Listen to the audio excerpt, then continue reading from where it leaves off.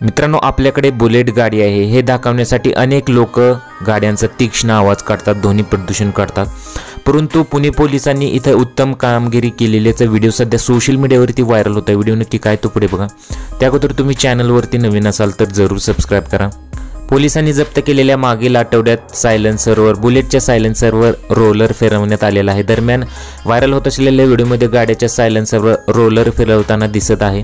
हे सगळं सायलेन्सर पोलिसांनी एका रांगेत ठेवून ते बुलेटचे असल्याचे व्हिडिओमध्ये दिसत आहे। ध्वनी प्रदूषणाच्या अनुषंगाने पुणे वाहतूक पोलिसांनी ही कारवाई केलेली आहे। ध्वनी प्रदूषण करणाऱ्या गाड्यांवर कारवाई करण्यासाठी पोलीस प्रशासनाने पाऊल उचललेले आहे।